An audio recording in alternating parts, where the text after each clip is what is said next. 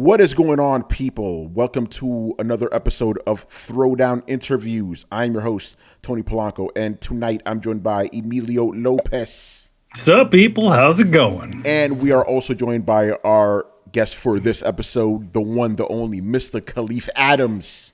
Yo, I'm so happy to be rocking with y'all. Y'all, again, we talked about this right before the show started, but y'all are fam. We've been in the trenches together for a long period of time. Seeing the ups and downs of this space and rolling through it and kicking butt. So it's been dope to be able to see this. I want to thank you for being on. And, I was literally thinking about this yesterday. Like, bro, we've known each other for almost 10 years. Not exactly 10 years, Yep. It's wild, man. So, and, for some of the newer listeners, Kahlief is not new to Throwdown. He has been on the show before, and like you said, we've been fan forever. So it's a great honor to, have you on here, man. But, just for people who may not know you, what is your gaming origin story, man? How did you get into video games? And obviously, how did that lead into a career in games? Oh man, I'm an old fart. So like me playing video games goes back to when consoles had wood paneling on them way back in the day. I had stuff that people look at and they're like, that's not a game console. What are you talking about? I was like, no, man. I was like, I had everything from a Vextrex to a Bally Astrocade to my NES to all of that stuff in between. I mean, I was playing games since I was probably around 3 or 4 now, and now I'll be turning 45 next month. So it's been a long journey in terms of my gaming career or gaming, relativity to the space. But I've been playing for a long period of time, like a child of the arcade era. Shout out to the Q Lounge in the Boogie Down Bronx. All right. Shout out to the Q Lounge in the Northeast Bronx. But yeah, it's been a part of my life forever. My grandma gave me my first console. She gave me my Atari 2600 to keep my black ass in the house, to make sure I wasn't running the streets and getting into trouble. And then that kind of evolution started my want to kind of connect to tech spaces and to the video game industry. I'd always wanted to make games, and then I found out that I didn't understand what math was, and it was like, nah, I can't mess with that. But found, throughout that journey that there were so many different avenues to being a part of what gaming has now become. And it's all started from there. It started from a 2600 on a big 2 TV set. We had the TV that didn't work on the bottom and the TV that did work on the top. And trying to fight people for time on the TV with the RF switch. Being like, yo, Ma, can I get one of these RF switches because I need to turn on my console? And she's like, yo, what the hell is that? And I'm like, yo, just leave me alone. I got it. I gotta screw these two nuts and screws onto this thing and make this thing work. It's wild. But it's been a really fantastic time, and like seeing the lineage of the gaming space over my 30 plus years of living, and 10 of that not understanding what it was going on, but seeing the growth of what video games has become has just been glorious. We live in amazing times when it comes to that. We've seen everything from 2 dots on the screen to humans being humans on screen. So it's like we're in that perfect golden era of the video games. Yeah, it's crazy because like what you just said right now, like you just dropped so much knowledge of like old school gaming in like the 5 minutes you just talked. Like I'm wondering if some of the listeners are like, yo, what does he talk about? Wood paneling on a console? Vextrex? What is that? What is a Vextrex? What is it? I mean, like they probably know what an arcade is, but like you guys don't know, man, how it was. But within that, you answered a question I had. It's like, who got you into? So it was your grandma, right? She was helping you with games, getting you to games and all that. Yeah, she was. It was wild because I grew up in the Boogie Down in the kind of late 70s, early 80s. That was like the heart of the crack era in the city, in New York City. And it was one of those things where she was always trying to just figure out a way to keep me safe. And one of those things was like, yo, I can't have you just running around when the city is wilding out. You got to kind of just be home. And if you're gonna be home, I need to keep you occupied. She was a single grandma. Raising me. And the easiest way to do that was to give you something to do in the house. I was never a board game person. Board games always bored me. They always kind of just didn't do anything for me. People were like, yo, play these cards, like play spades with us. And I was like, yo, leave me alone. This is boring. I don't want to play this. What are you doing? And I was like, yeah, no. He's like, yo, oh man, take that man's card. But it was, but it wasn't those things. I was always connected to technology, like even before I got actually a little bit after I got in my Atari 2600, I got my first computer, which was a Tandy TRS-80. Super old, like great, like looked like your old calculator, but with like an actual QWERTY keyboard on it, doing, BASIC on it in my computer lab when I was a small child. But she was the one who was like, if we're going to give you something, if I'm going to spend this money, I'm going to give you something that you're going to enjoy and something that's going to keep you safe. And it wound up doing both. It kind of gave me a space to think about technology in a much bigger way. And it also gave me a space to think about, games in a way that wasn't just about play, but more about like, how do you keep yourself occupied? What are you thinking about? How are you building stories in your mind? Are you thinking about all of those pieces? And it was a really glorious time. I think people take for granted that early era of video games because it was so rudimentary and it was so basic and simple. But there were so many ways that you could interact with a lot of that stuff that it was the foundation for so many of the systems that we see now, and so many of the kind of games that we see kind of, are the ones that most people kind of want to play. So it was a dope time to grow up there. My grandma, she's the GOAT for that. Yeah, no, that's awesome. And yeah, it just made me think about how like nowadays, we have, 4K graphics, it's 60 frames a second, all this stuff, right? Like you don't really need to put a lot of imagination when you're playing a game, but back then you had to. It was just like you said, a bunch of dots and stuff. That's why we had those Atari covers that kind of misled you, right? You know what I'm saying? Yeah. like it was beautiful art, then you get these freaking dots. The cover was your baseline, man. That was how it worked. Like, okay, the little dot over that's that really the barbarian that's on the cover. There you go. Yeah. That's who you're supposed to be. Yeah. Yeah, were you ever hoodwinked by any of those covers? Like something that you were like, "Oh man, this game is not what I thought it was." Adventure, fam. Like Adventure was a ripoff, yo. That was the wackest dragon of every dragon I've ever seen in a video game since. But again, it was like we were just in a space where you didn't even have the technology to think beyond that, right? It's kind of magical to think about. Like the game that I think jumped the technological leap for me, that was something that I saw and immediately was like, oh my God, was Mortal Kombat 1, which was a huge deal in that respect. But even before that was, we had all grown up with Saturday morning cartoons. You know what I mean? Like everyone that we can think of under the sun.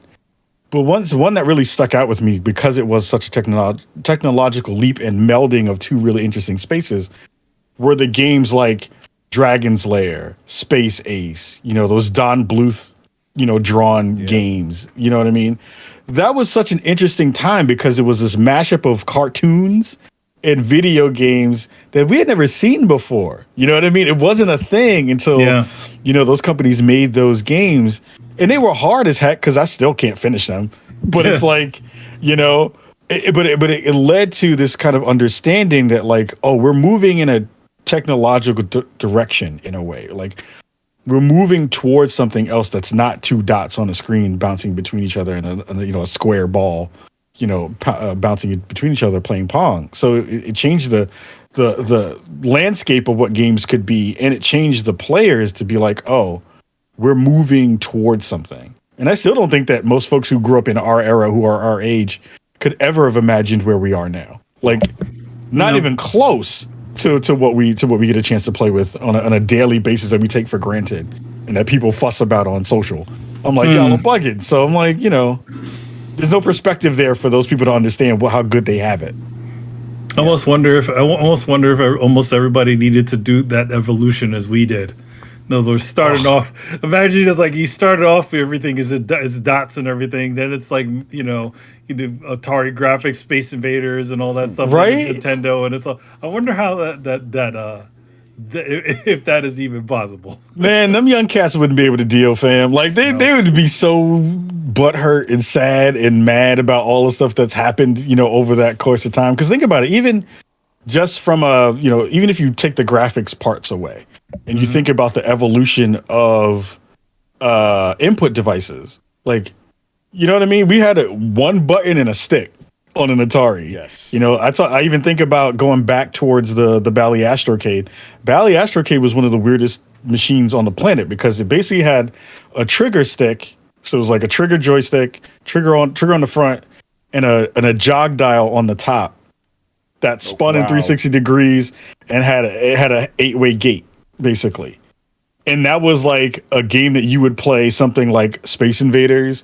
You play something that was like Artillery Duel, where you're basically like two tanks or two turrets on ends of a map, and you're basically trying to figure out the angle of attack when you shoot a bullet over a hill to hit the other one to destroy it. Having to do that with, again, dot matrix graphics, basically, and a weird ass controller that doesn't seem like it's controlling anything in a proper way. Again, it's a thing that I don't think a lot of younger players would be able to really understand in that way. They'd be able to get it, but in terms of like having fun with it, they wouldn't be able to do it. I don't think so. Yeah, no, I agree. And you know, you bring up a good point. It's like nowadays, you know, think about it. Like the controller as we know it has not really changed in 20 years. Like once we got to like the, you know, the original Xbox era, like that was it. This is the controller, right? But back then, back in the day, everybody was trying all these different things, you know, and it's just, we'll probably talk about this a little bit later, but it just seems like that innovation is like gone, because like now it's like, okay, we've codified this. This is what sells. Let's go with that, you know. And you're right. There's a bit of that. I think you get to a standard too that fits most people. And I think that is the kind of equal of the playing ground for that stuff. Because think about it now, it's like even in between the time of the standard Xbox controller that we have now in comparison to the Duke controller that came out, right? Like even those two controllers are vastly different, and that's less than 20 years. You know what I mean? And that became that wound up becoming something because people were like, yo, these things are like trucks and I can't hold these Duke controllers and try to play at the same time. But we fought our way through it. You know what I mean? When we were playing on our original Xboxes and all that kind of stuff, and learned, you know, throughout the years, like this might not be it. We maybe need to do, you know, shrink this down a little bit and make it a little bit better for folks' hands. Yeah, it didn't even take that long. Yeah. It didn't even take that long for them to pivot to that one either. Yeah, it was like too big. You know, within the Xbox that generation, they're like, you know what, they need to get a little bit. No, you're right about that. But I mean, like the basic skeleton is still there. It's like 4 face buttons, 2 analog sticks, the D-pad, 4 shoulder buttons, select and pause or whatever. We eventually got the home button, but like it's all been the same. And this is a conversation I know I had with Manny a few times, where his dad was a big gamer, and eventually it got a little too complicated for him. About Tekken time, because he used to love him some Tekken, and then it was just like, I think it got up till later Tekken games. He's like, he loved Eddie Gordo, and he's like, after at that point, he's like, you know what? I think this is getting a little bit too complicated. I'm gonna put this down. Too many buttons. Yeah, it makes sense though. It makes sense. No, but you're right. Like going back to like how some younger generations may not appreciate it, or even people who just aren't gamers. Like when, like you said, we started with a button and a joystick, right? Then we got to D-pad and 2 buttons. Cool. Then we got to 4 buttons, 2 shoulder buttons, and a D-pad. Okay, cool. Then we got Alex. So we were kind of like, it was like a frog in water, right? Boiling water. It's like, you know, we kind of got used to it. But like cats nowadays, if you're brand new to gaming, it's like being tossed directly into the hot water, you know? Oh, yeah. Like I remember giving my wife a controller to play because she's not a gamer. And she immediately like froze up. She was like, there's too many buttons. Yeah. And it's funny because it's like, it's such muscle memory now at this point. Like I know where the square button is. I know where the X button is. It's funny because the only controller that freaks me out right now is a Pro controller on a Switch. Because all the buttons are wrong, and I'm like, yo, what are you doing? They flip, and it's also Japanese style. They flip the confirm button. It's on the opposite one. Yeah, and I was like, yo, you're killing me. But because it's such muscle memory at this point, like you can play a game now without looking at anything. You're looking directly at the screen. Like even if you think about from a how dope the human body is, right? And the way the human mind works. Most times when you're playing a really intricate, high level muscle memory, twitch reflexes kind of thing, like Call of Duty, right? The ability to aim at someone's head with an analog stick, 2 buttons, and thinking about tactics, thinking about spatial awareness, thinking about all of the pieces that make that work. And that's happening in milliseconds every time you play. It's really dope if you think about the minutia and the mechanics of that, because it's why I get mad at PC players. I'm like, y'all are cheating. Y'all got mice. That's easy. It's not, but it's like, I'm like, PC players are cheating because you don't have to do the thing of like, I got to move this stick to get there and move this stick to get there to aim at this one person who's moving at the same speed as I am over a networked game. It's different, right? But it's an interesting thing to think about in terms of like how much stuff you're doing while you play. It's like cognitively, it's a big load of all the things you're doing to manage this one thing for this one kill in that one moment. And you're doing that multiple hundreds and thousands of times in a game in a day, right? It's dope. It's wild that people don't think about it that way, but like that's the things that freak me out at night. I'm just like, wow, we're really dope human beings. Like we're dope beings on this planet who have learned this weird thing that we do as a pastime. Yeah, no, you're right, because it's like all the stuff you mentioned, we kind of do a rudimentary version of that. Like we don't think about how we walk or how we open the door or how we avoid somebody, or you know what I'm saying? But all this stuff kind of just, it's already intrinsically within us. But then, you know, with games, obviously we have to learn that, but we still bring those natural skills that we have as human beings into video games and just bring all these things together. Now, obviously some people are better than others, as I can attest. When I try to play Call of Duty, I am not on that level, but there's still a lot going on. You know? Yeah. No, it's a great thing. I really sure. love the way you framed that, man, because it's like people don't appreciate not only the art that goes into games, and yes, games are art, but just the mechanics that have to go into it, that the human has to like put into the game to get immersed in it. And when everything clicks, man, you don't even feel like you have a control in your hand. It's like you're just controlling with your mind, you know? Yep. I liken it to like the, you know, that movie, The Beautiful Mind of you know, I forgot dude's name, but it's like Russell Crowe. You know, Russell Crowe. Seeing all those things happen in once and being able to manipulate it in real time. Like we're all doing that while we play games. And think about this. This is the thing that I was thinking about the other day and it bugged me out was, you remember when every game had a manual, like a physical manual in it? Yes. We have, because of the way that we have decided and learned to play over the decades that all of us have been playing, just think about how many like body to manual things that you have learned over those years. Like you can go back to a game that you've not played in a decade, remember exactly where a thing is, how to perform an action, where you need to go within a game. Like all of that is downloaded into your brain and then again becomes muscle memory when you go play it, right? It's like I can play, you know, I'll use a not super complicated game, but like I can go play Mike Tyson's Punch Out. Yeah. And remember the code that I need to get into to get this particular thing, and remember the pattern of Glass Joe, so I know how to beat him, and you know Piston Honda and all that stuff. Like again, thing I haven't played in 20 years. But if you put that thing in my hands know what to do, my brain knows what to do, all the things know what to do, right? It's kind of dope to think about all of that stuff. It's like we're all Neo in the Matrix, but it's been for video games for 20 something years. It's kind of cool. Yeah, no, it's sort of amazing. like, go ahead. Sort of like knowing the path home. You know, you got like, you get to know, you get to know your neighborhood, then you get to know the outer space, and then and then at one point it just becomes like the back of your hand. You just be able to walk right past it, like anything.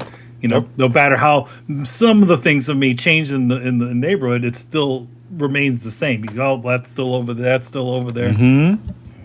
Yeah, no, you're right. That's how it is. Like, you know, when you do something for the first time, you have to really put a lot of thought into it. But then when you do it enough times, you don't even think about it. It's like, you know, like I'll just leave the office and suddenly I'm home. It's like, no, there's a 30 minutes that happen between that, but it's just automated, you know? And that happens with games too. It's a beautiful thing, man. And even like you said, no matter how old we get, you know, because we were talking about this before the show, you know, we're getting a little bit old. It's like, I'm not as good at some of these games as I was, but I'm still pretty good at them, you know? I'm still pretty good at them. Like I was playing some Street Fighter 6, which is fantastic, right? And Kai, you already know the hot you already know how to do them, man. Like you don't have to think about it, you know? I'm very happy in my silver status with my DJ. My silver DJ is a menace when I get into my bag, so I'm happy about that. There you go, man. So I want to pull things back a little bit. So so obviously you guys already heard 20 minutes. This man loves some video games. So how did you take that love of games? You go, you know what? I want to do something more with this. Like, when did that kernel like get planted in your head? I think it did really early. I think, I like I said earlier, I wanted to always make games, but didn't know what the avenue was to do that. And I was working a job back home in New York, and was doing my IT support desk job in one of the unions there, and was not feeling very smart. I was like, yo, I'm tired of telling people how to make this printer work, and I was feeling bad about myself. But I had always wanted to figure out, like, there's a pastime that I've loved, and I love this idea of what video games can be.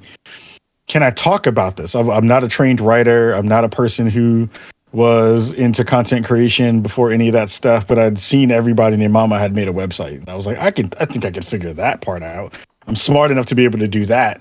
And maybe if I write something, someone will read it. And that kind of jumped into what then was the Spawn Point blog, some almost 11, 12 years ago now. And the first thing that happened was I kind of started that process, figured out what my voice was going to wind up being, and then trying to figure out what's the kind of like factor that would make it something that people would care about. And I was like, I just don't think anybody I've known has decided to write about games through the Black experience. What does it mean to be a Black person who loves video games and loves this pastime? What does that mean for you? And are you seeing things that other people aren't seeing through your prism? And decided to write about that. But on the secondary layer of that wound up being, what's the thing that you really care about? And at that point, it was talking to people online and asking them about, how they came to certain games. So fast forward a couple of years, blog is doing okay. And a game comes out that really sparks my interest. It's called Sound Shapes. It was on the Vita. It was on PS3 later on. And that game was a music generating game. It was a puzzler, but it was also a game where you could make music in it.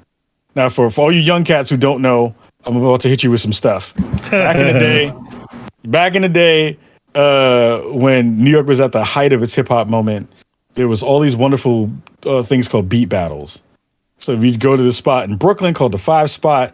You'd go hang out there, and there'd be these beat battles that would happen. So people would bring over these NPCs. The goat of all goats was like if you had an NPC 2000. So you go into the building with your NPC, you make your beats, you bring them together, and you put them on zip disks. That's a whole nother conversation. And you would bring all this gear into the spot, and you would play beats for people, and they would judge it, right? I had one friend of mine who didn't have an NPC. He didn't have enough money for one, but he had a PS2. He had a PS2 and he had MTV Music Generator. And he would bring to the spot, he'd bring a 13-inch TV, he'd bring his PS2 with Music Generator on it, and he'd bring his PS2 memory card, and he would make beats in the beat battle on his PS2 with MTV Music Generator. Fast forward again back to that conversation of like why I love music games.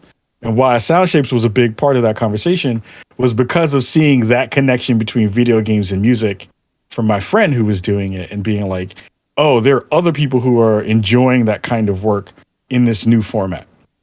Started to interview some of those folks.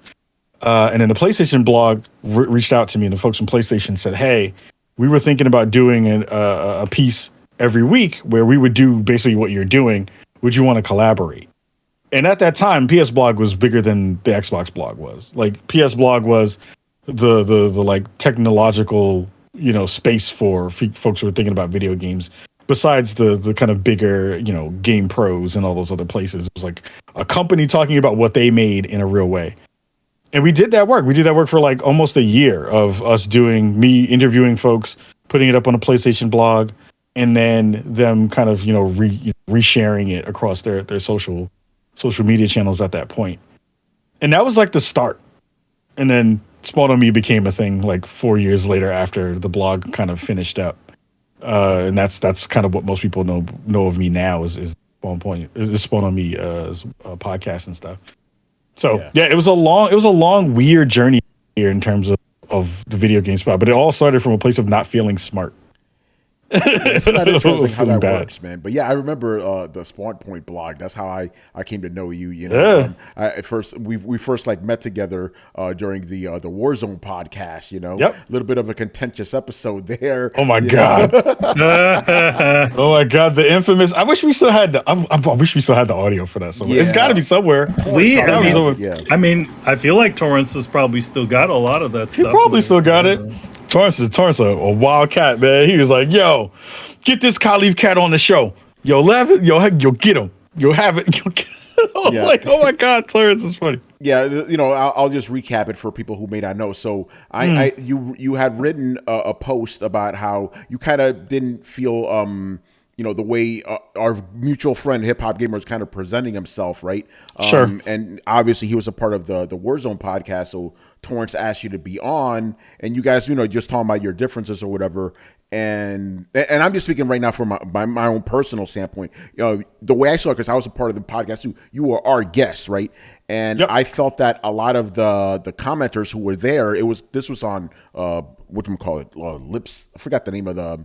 Oh, Libsyn, right? That's how we put it out on Libsyn, but it was I forget the name of the progress. Anyway, so I was like, "Yo, this guy's our guest. Chill the hell out." You know, and then, but between the show, you know, you and I were just talking behind the scenes, and you know, we clicked. We had a lot in common. New Yorkers, obviously, New York gamers, you know, people of color and all that, and we clicked. And you know, it's been a great honor knowing you. But obviously, since then, we you know, you've become cool with Gerard. He is over the top and wild and crazy, but that is one of the most genuine dudes in the industry, man. He really is.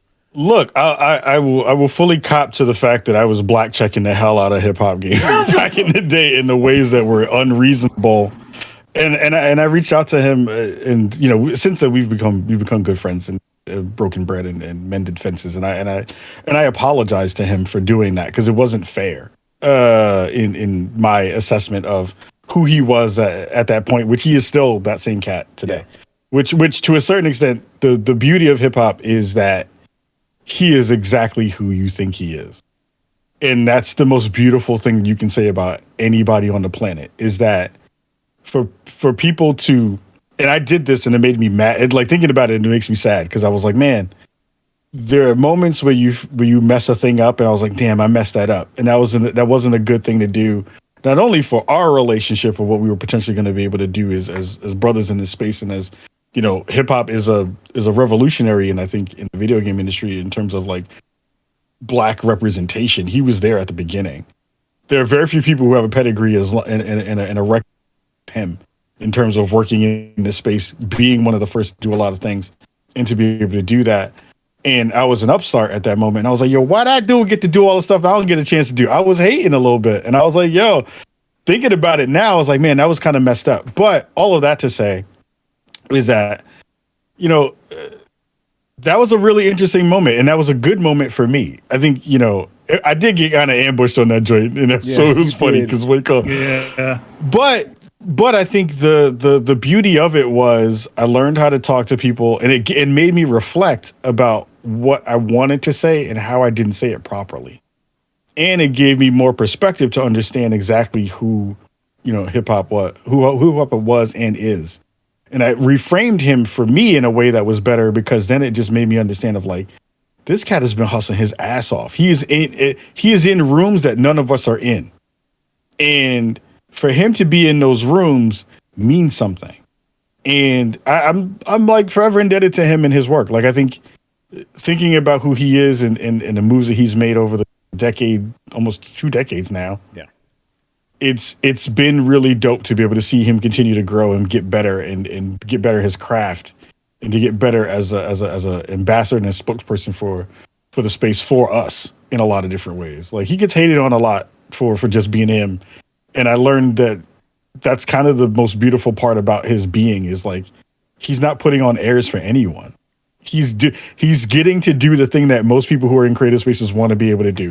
Be yourself, make your own rules, and do those things in a way that feels authentic and genuine to who you are as a human being. If you can do all 3 of those things, then you're in the best spot.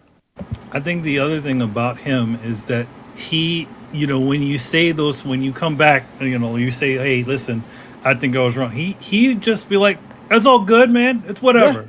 Like, yeah, just like that. Like, it's always he's always been a great guy.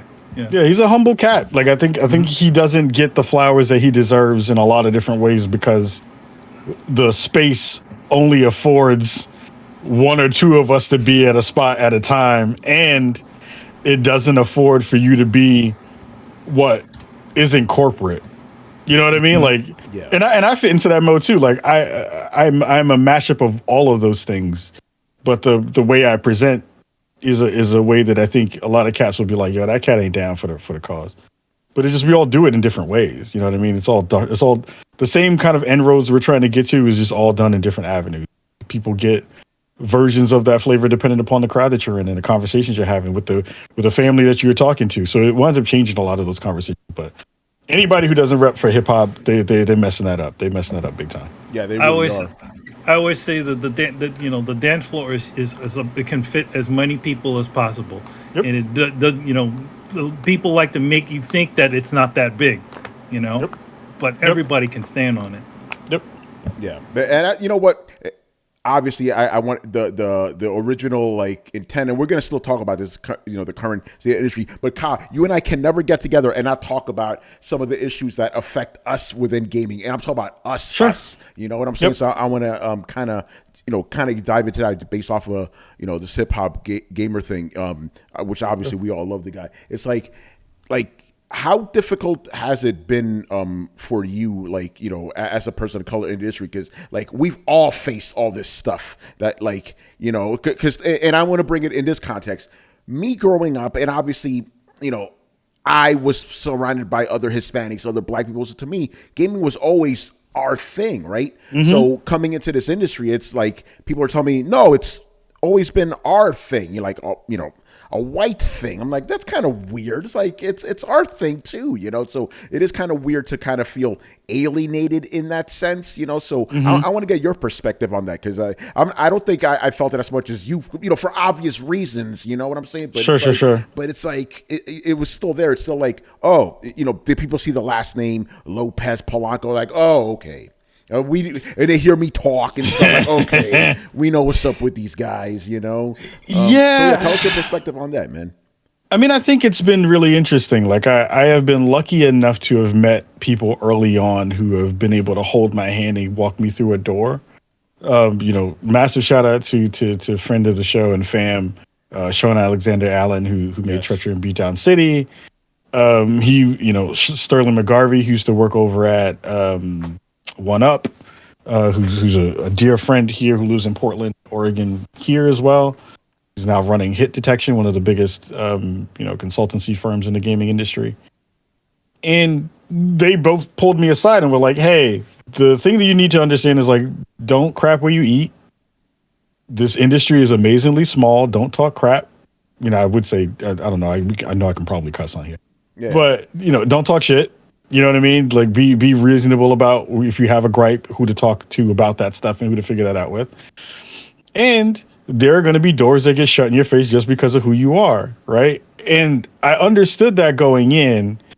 And in a weird way, it hasn't really been mega difficult in terms of me getting into a room and seeing people and being able to fit in, right? You do feel very, very lonely because when we started doing it, if we even go back, 8 years ago or so, right? Because I think in the past 4 or 5 years, it's gotten a lot better. But in the years prior to that, there were 2 of us in a room every time, 2 or 3 at the most, right? It would be like me, you, Paris Lilly, Charles Singletary. There were hardly any women at all of color in any of those spaces at all. And hip hop and a couple of the cats, right? And it would be like the only dudes in a room of 30 to 40 white folks, or 30, or if you're at the PlayStation event or you're at the Xbox event, even smaller amounts of us in those spaces. Because again, it was how many media credentials are we going to give out? And if your numbers aren't crazy high, or if you're not a person who's understood to be known by PR, You're not getting an invite to that stuff. Like my first 4 or 5 years in the industry, I didn't get invited to anything. Mm-hmm. I didn't go to any events. I didn't do any of the PR stuff. I didn't do any of that kind of stuff that now I can kind of, understand who I need to talk to and get into those rooms. But it was always something that I would bug people and be like, well, how does this work? Tell me what this means. Is this because of me? Is this because of who I am? Is this because of my numbers? One of the people who I think the biggest gap, to be fair, in terms of the racial inequity, in terms of the gender inequity, I think the biggest space where that happens now is in the balance between content creators and PR. Like, I think that's where the action, and then when you get past that, then the bigger conversation about the industry as a whole in terms of the game development community, right? But like, if you are a person who's in that content creator space and you're like, why am I not getting any play? Why is nobody hitting me up for events? Why is any of that stuff? A lot of that conversation winds up being because there just aren't enough people in those places on the PR level that understand the value of underrepresented communities and minority spaces. Like, here's the thing to think about. How many PR firms do you know in the video game industry are run by a black or brown person? I can't think of a single one. Not a one. Yeah. With the exception of certain PR people at certain studios, specific people, no heads though. Like people who like actually run it and own it, none. There are none. Right. So then if you level that conversation up to, all right, so what does that mean for the industry layer, where you go, okay, how many CEOs are running and owned by black or brown people, or folks from underrepresented spaces, or by women, or from folks from the LGBTQ plus space? Those numbers still are very, very small in comparison to what the vast number of studios are out in the world. So it winds up making the job that I have to do a lot harder, because the people that I need to get things from and to introduce myself to and speak to, they don't understand my language. And not even a language that's like, we're talking English, y'all, but not that. It's like, you don't understand how my demographic works. You don't understand the value I bring to an audience. You don't understand that I can have the same conversation with Phil Spencer on one show, and I can talk to a hood cat on the same show in the same episode, have a good conversation with both, and fill a need in two different areas. Because I understand how that works, but you don't understand that those numbers may not equate to a Tim the Tat Man, a Dr. Lupo, those kinds of folks who are doing that kind of work. It's also a weird place in all that too, is like, I just don't do stupid content. Like dumb content sells. Dumb content works. Like homegirl who was on TikTok the other day with the yum ice cream stuff. Like, the fact that makes money makes my soul hurt. Because it's like, look, that NPC stuff, isn't that what it's called now? Like, yeah, the NPC stuff. And the thing that bugs me out about it is not the fact that I'm hating on sis for getting money, because anybody look, the space is, get money to whatever you want to do. You want to go show your toes, go show toes. I don't care. Do what you got to do to make dough. But it's the way that the conversation moves and how that doesn't stifle anybody else from doing things, but it sets a tone in the space to say, oh, if you do thoughtful, smart, intelligent work, we're not going to value that because it doesn't get numbers. I can do a show like we literally had on one of the episodes, most recent episodes, we had Xbox put out a new feature that was Xbox reporting. Mm-hmm. Yeah. We had the corporate vice president of Xbox in that division come on our show and talk about it for 30 minutes. That is a thing that how many shows that on one hand will get that level of guest on a show that is run by a black or brown person? Yeah, I know, you're right. You're rare.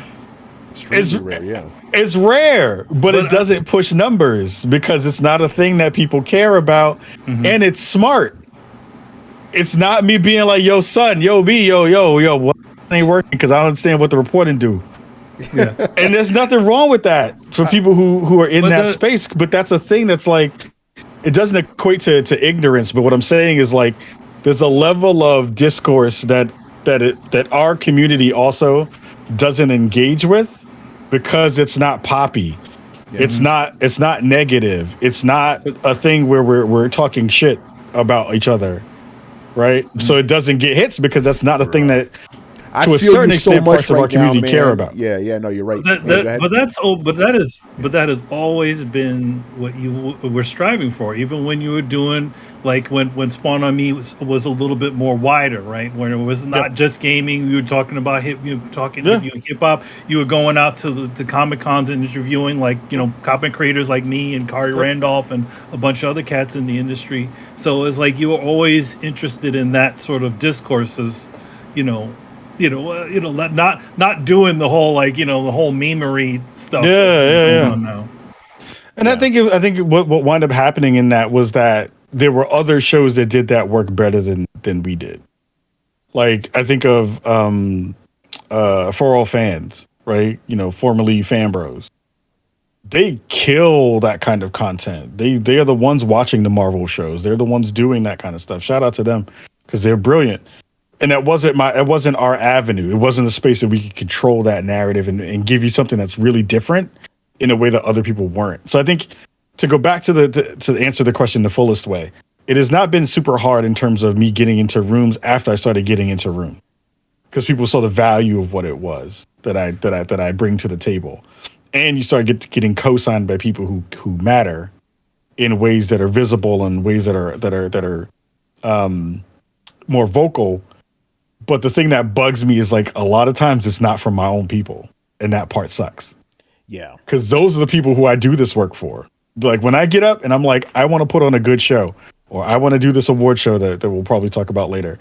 Like, it's for us. It's not for everybody else. Like, everybody can enjoy it because it's a thing that everyone can enjoy.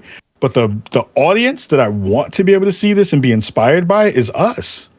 Is every cat in the hood who's like, yo, I can do better than this. I want to find people who are doing something different, who are not doing dumb content and doing stuff just to be for shits and giggles. Like, that stuff isn't why I'm doing this work. And that's the reason why I may not get as big as I need to, because I don't do that stuff. Yeah, but going back to what we talked about before the show, it's like you want to have your own integrity, right? This is something I've said many, many times about Throwdown, right? If we were, and I am not talking smack about any other gaming podcast, but if we did the same craziness that some of these other gaming podcasts did, fighting amongst each other and stuff, we would be bigger, but that would be disingenuous, man. I'd rather have a smaller audience that connect with me, that allows me to be myself instead of me being a clown, for lack of a better term. You know what I'm saying? It's like, and another thing I wanted to bring up, and this is something I talk with Torrance a lot, it's like, yes, we may not have the audience of a Greg Miller who's great, right? But we are still serving our own people, right? I think that's very, very valuable, because I had this really pointed in me when I attended my first PAX East in 2014, right? I was still in that headspace where I'm just Tony the writer, nothing else. Yeah. Right? But after that show, man, I had people hit me up on Twitter, DMs. It was so great to see another Latino writer there. And I never thought of myself that way. But when I realized, people see me that way, I'm not saying I tailored my approach, but I'm like, I need to be cognizant of that people are going, yo, he did it. I want to do it too. And that's a powerful thing, you know? There's a lot to speak for just being in the room. Yep. Just be standing in that room means something. I had a really good conversation with somebody when I was working at Intel, and mind you, like, the blessing, and again, like, the getting through doors, like, Spawn on Me has gotten me all the jobs that have come since then. You know, being a person who understands games and all that kind of stuff. So I got a chance to work at Intel for a little bit, and there was this young cat. We both were in the same orientation that day, and we fast forward to 6 months later, and he looks at me in the cafeteria, and he's like, "Hey, Kyle, can I talk to you for a quick second?" Because we were the only two black folks in that room when we had our orientation. And he comes up to me, he's like, "Yo, Kyle, can I talk to you real quick?" I was like, "Yeah, let's break some bread. What's up?"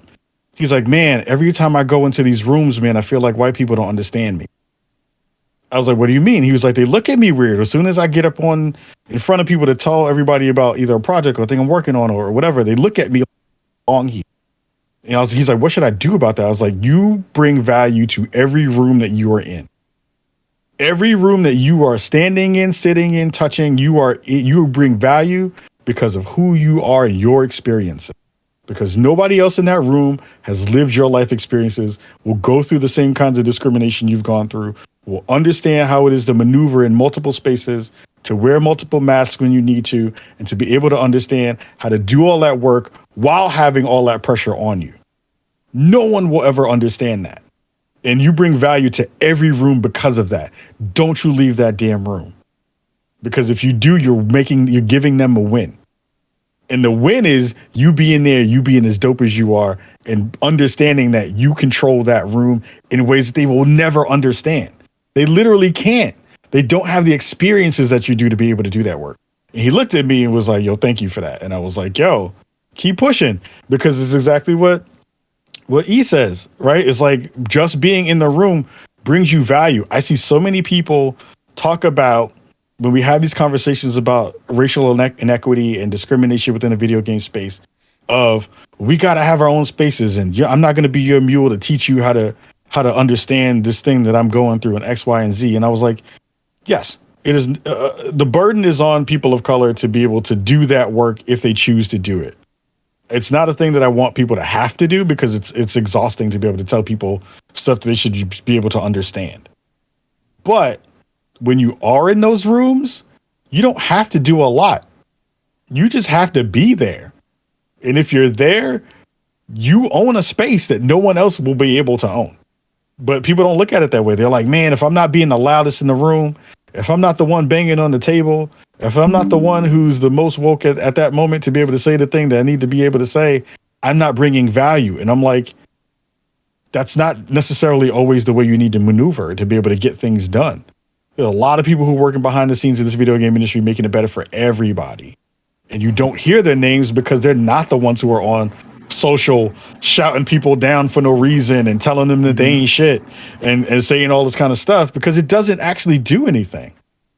It doesn't do stuff. You need to be very, very pointed in the way that you kind of attack that stuff. And people don't do that because they're like, yo, if I'm loud, then I win. And like, being loud doesn't mean anything. People just know you're the loud person. That's it. Yeah. Yeah. You're right.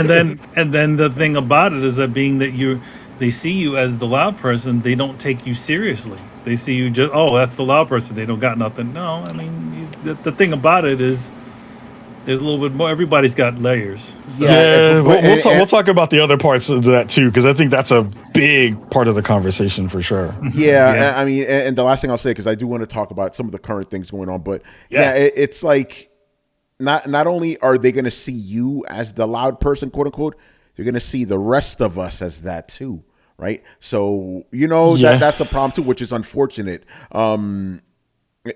I don't. You know what? I was going to say something on here I probably shouldn't say because I don't want to call anybody out. But I've had instances where I know people are, where a prominent white person would ask another prominent black person, why is that other black person acting like that? It's like, he doesn't answer for him. Why are you asking? Well, I mean, it's what you call it, right? Like, I think it goes back to this idea that people of color, marginalized folks, are a monolith, and we're not. Yeah, we're not. Yeah, we all understand that. Like, your experience and E's experience and my experience are vastly different. I think the beauty of, I think there's beauty in being from a space that I think, and I'll say it really honestly, is like that white people don't have, right? Yeah. Is that when you have a lot of inequity and you have a lot of experiences where people have been downtrodden, people have been pushed on, we have coping mechanisms that a lot of people don't. And there's a Venn diagram of the experiences that we all have that a whole race of folks don't get and they don't have. They have various versions of it, but it's not one that we have. Because if you think about the things that we, especially as cats who grew up in New York, grew up in the hood, like, there are things that I can say to you and you will automatically understand it. Yeah. Like, what a DT looks like. What, and again, it's stuff, right? It's just like cultural layers of things that you understand, that you'll be able to see a thing and your radar is like, nah, I understand that. That doesn't make sense. I know what it's like to get harassed by a police officer. I know what it's like to go walk into a room and have people look at you in a weird way because they don't think that you belong there. I understand what it's like to have to try to maneuver out of spaces to keep yourself safe. there are a lot of folks who don't have that shared experiences. And that's one of the things I love about our collective peoples is like, we have those experiences, understand it. So, but when it manifests itself in some of those other ways where people ask someone else of you to be like, why does such and such think that way? It winds up going back to that conversation of like, how many of us are in those spaces? How much of it is Negro Highlanderism that I love to call it, which is there can only be one in a space at a time. Like, what does that mean for what those conversations actually put upon the people? And then what is your response to that, right? Like, I think, we've had conversations behind the scenes about like how much crap people talk about me or how much crap people talk about Paris Lily about, why are they in the spot when I should be in that spot? Or why are they the ones who get opportunities and I don't get opportunities? Like, at the end of the day, I look at the grand scope of all of it and say, right now may not be my time anymore, but I will do other things to keep myself relevant, or I will do other things that keep me in touch with a community that I care about. Like, I'm not going to get a DoorDash commercial, or I'm not going to get a whatever commercial because I'm fat and but it's like I'm not cute. You know what I'm saying? Like I don't fit that mode. But some of that stuff of like I can go into a space and negotiate for a $30,000 contract. You might not be able to. It's different. Like it's just different stuff that you need to be able to do at different ages, different competency levels, and different levels of advocacy that I do that they can't do because either you're too loud and too unreasonable, or you don't know how to speak to people in a way that they can hear it. I have Phil Spencer listen to my show every week. He's a person of pretty known prominence. I mean, I get everybody who I want on that fundamental layer of who I want to listen to Spawn on Me and to listen to the conversations that I have. But I have people who are at the C-suite level at multiple companies who understand that what I say on my show has value. And to a certain extent, I'm advocating for all of us to be able to do that work so that they have good ammunition to make things and change things in the companies that they reside in. And I've heard it. I've seen it. I've had conversations with people to be like, hey, that thing that you were talking about last week on the show, we talked about that in our meeting this week. Oh, wow. And that moved a needle somewhere that I may never see, but it happened. So it's like, what do you want to be? You want to be the loud cat on the corner screaming at everybody to tell them they ain't shit? Or you want to get things done that actually moves the needle? And I want to be the person who moves the needle. Yeah, by being in the room, Yeah. It's important, man. But yeah, I want to, shift gears here. I do want to talk to you about, the current state of gaming. I'm just going to start off with me. I've been very vocal about my disappointment this generation specifically, right? There are factors, obviously, why we're basically have gotten these new consoles that don't really feel that substantial compared to last gen. And then obviously we've also gotten a lot of, remakes and games that are just using the same old ideas. And it's kind of just, it made me very like, for the first time in my life, I'm like, I don't love gaming the way I used to. But when I talked to you about this behind the scenes, is like when I saw that Xbox showcase, it sparked hope. I'm like, oh, I think we're finally moving in a direction, But there's a lot of stuff. Like a lot of people forget, this generation literally started during the middle of a pandemic, global pandemic that we haven't seen for 100 years, and that obviously affected things. But it's also allowed other kinds of games to shine. Yes, we're not getting the big AAAs like we used to, but if you're into indie games, you're eating good right now. You are having a good time. So I just wanted to get your like personal take on the last 3 or 4 years of the gaming industry. That's led up to now. I think it's been okay. Like I think it goes back to perspective again, right? Like I think a thing that a lot of us forget when we look at the kind of like the minutia, if we look at it from the front view and we're looking directly down this tunnel of games that we see, and then you look behind us, you see the games you played in this past generation and a half, right? Because we're not in next gen anymore. This is the new current gen of what we are in. And I think about things that I was able to do on my PS4, and I look at things I'm able to do on my PS5, and I'm like, oh, that's different. I couldn't do that before. There was a technological jump there that happened that is due to hardware, but also software is always behind hardware. It's always behind hardware. Like hardware has to move ahead so that software can catch up. and be aspirational. Software is aspirational in a lot of the different ways that it winds up working. If you get that conversation, because one of the biggest, ones that we see currently is about everybody and their mama is like, yo, why can't that game be on Unreal Engine 5? Why? Why can't it be on UE5? Because if it's UE5, then that means it's next gen, and that means it's you have to understand from a technological standpoint, most of the stuff that you played in the PS3 era, the PS4 era, was made up of different components. It was made up of development teams working on hardware that they might have gotten early or might have gotten early. You have middleware that was consistently changing throughout the life cycle of those particular things. So you have things that deal with art, things that deal with music, things that deal with sound, things that deal with networking, things that deal with all of those pieces. That's where all your middleware pieces fit.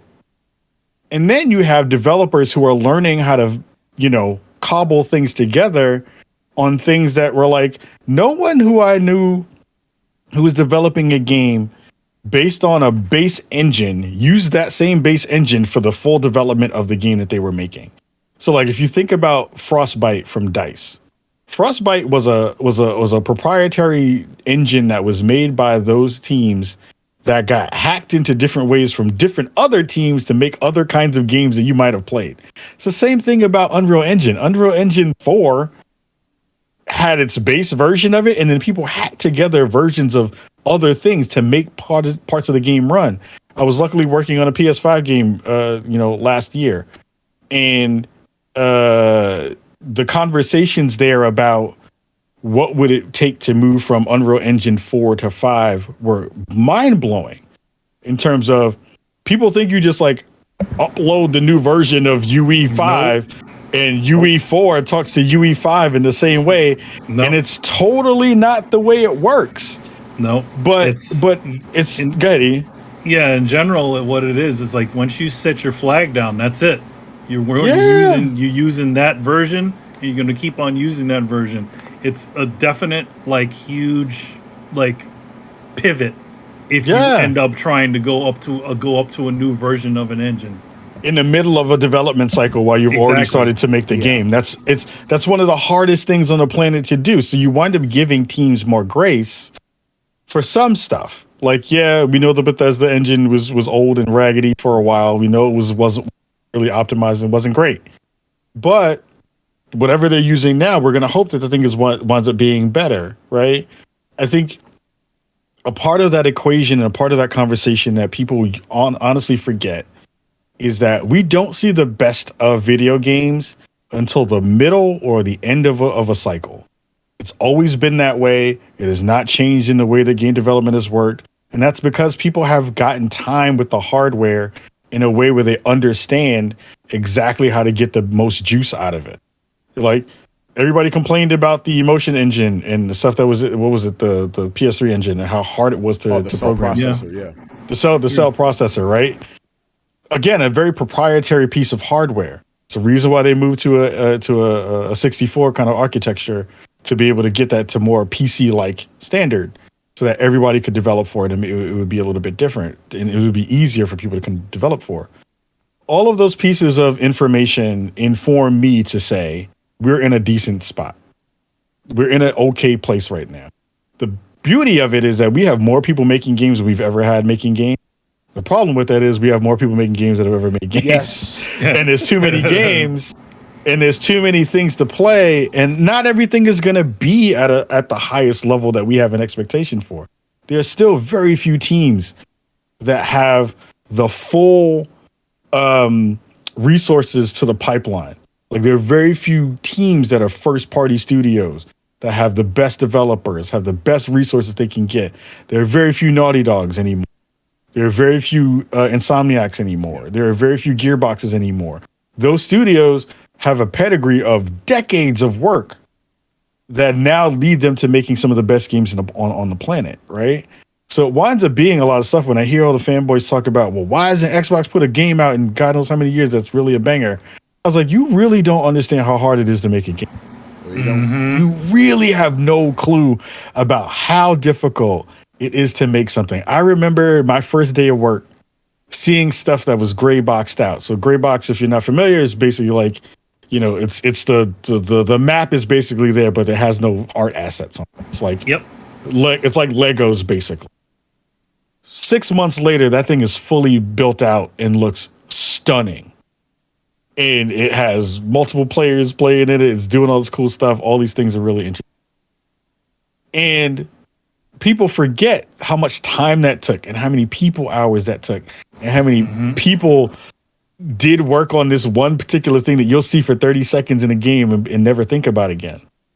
So it winds up being all of these things where you're just like, oh, this is why it takes so long to do that. And then to your point, Tony, about the pandemic, how that had a lengthened development process, how that changed the way that people are doing stuff. And now people are trying to figure out how to do all that stuff remotely. It is infinitely easier to do stuff in studio. It just is. Yeah. You can just look at somebody, you can look over somebody's shoulder and be like, oh, I fixed that last week by doing this. Yeah, it's all about finding, about communication and all that sort of stuff. It's much easier to just walk over to the desk rather than, doing the whole Discord thing or whatever you guys are running on and just sort of like doing it that way. But no, you're right about that. I'm not in game development, but I'm now working in an office, and you know how easy it is just to like, hey, I got a question for my boss. Oh, he's right there. Let me go ask him instead of just hitting him up on Slack and waiting. So no, you're right about that. So that's something that was like severed for games. It's like, and just all that technology, the money that costs and everything. It's like you can't just go, okay, develop a game from your home. It's like, do you know how much equipment you need just to do the simplest things? Like people really don't get that, man. And it's just okay. Not to I don't want to talk shit, but I have to say it. I just find it frustrating how people who claim to be fans of the gaming industry don't understand basic things, man. It's like, I'm sorry to say it like that, but it's like, it's true. Yes, like you should understand how difficult this stuff is. Here's the thing. The thing about it is, it's just like, you don't think, like most people don't think about how the movie is made when they're watching the movie. They're just watching the movie. They don't think about, how many hours it took for George R.R. Martin to write that book. They're reading the book. And I think that's a lot of what it is. They're not thinking about the deeper levels of how far down it goes. They're just reacting to the surface of what they're seeing. Yeah, that's a good point because we are kind of nerds now. Just a little bit of a side story. We talk. This is a conversation I think we had even during the episode of Throwdown, right? Or it was, I think it was behind the scenes. But Manny, I know you said with your team you made a reference, right? And they kind of didn't get it, And then I was like, wait, if you're doing game development, how do you not know the history of gaming? And then Brett asked me, wait, Tony, you love comics. Did you go back and read all the other old comics? I'm like, I tried my best, but most people won't do that. They'll just look at whatever's in front of them. They won't go any deeper. So I get it, but at the same time, me being who I am, I'm like, guys, just a little basic digging. It's not that hard. But it's, there a lot of podcasts talk about this stuff, Oh, I mean, we live in a circle of ignorance, and I think that's a big part of the conversation. Yeah. And the thing I love about the way you do your work, Tony, is that when you write an article, I know you've taken the time to not only understand the angle that you want to kind of attack that article with, but you want to have a basic understanding of the technology that goes along with it. Yeah. So it adds a layer of authenticity and a layer of matter expertness to the thing that you're going to share to an audience. I think the thing that bugs me the most about the current state of video games and the audiences that we serve is that you have a bunch of people who think they understand the thing that have absolutely no knowledge about it, but they say the things in the biggest and boldest ways. Yes. And they talk crap to you in a way that they would never talk crap to other people. Because think about it this way. And this is the reason why I love and hate the video game industry is because it is the only space in which you as a person who has no knowledge about it and talk directly to the people who actually know and tell them that they don't know what they're talking about. Think about that as a concept. If you were mad about your car not working, you couldn't roll up on somebody from Ford and be like, yo, fuck you, dude. Like, you don't know how to fucking make cars. He's like, yo, I've been on the line for 72 years. What are you telling me I don't know how to make cars? What are you talking about? But the space equates those two ideas as the same and having the same value. And that is the part that bugs the whole system out, is because an audience that doesn't know things and doesn't want to know things is given the same amount of credo and the same amount of space to be able to be in the room with those other people, because this idea of I spent money, therefore I deserve court with you because of social media, that has been let to rock. And that part is super unfortunate. The best way that illustrates this is when the whole NFT thing was popping, right?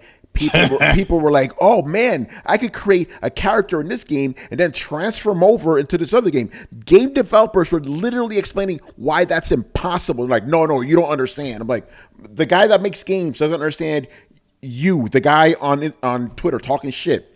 Okay.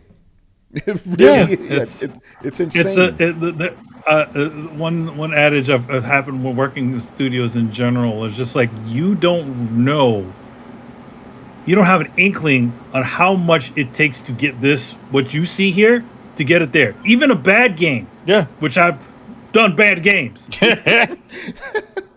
Even a bad game has had hours and hours and hours of work. Hours of work. It sounds so simple. You're like, oh yeah, just make a good game. Oh yeah, okay, we'll just make a good game. Make a good game, sure. Like no studio goes out there to make a bad game. That is not a thing, right? Do. And kind of going back to something you said before, right? That another kind of thing that's ignorant, right? Like with the whole Activision Call of Duty stuff going on, people are like, oh that's fine. Sony could just make its own Call of Duty competitor. People have been trying that for 20 years. You can't just grow it, One of the funniest things I heard in one of those silly Twitter spaces was, I love those. I sit in there and I hit the little emoji button of the laughing emoji. I do that for like 30 minutes because I'm like, all the stuff that y'all are talking about right now is stupid. Everything you're saying is so dumb. None of this stuff is the way this works. None of these things are actually feasible. One person after the whole the transaction happened was like, "Yo, you know what PlayStation needs to do? PlayStation needs to buy Take-Two." Oh, God. And I picked up my phone and looked at my phone like I had the John Cena hand, and I was like, "Y'all are the dumbest motherfuckers on the planet right now.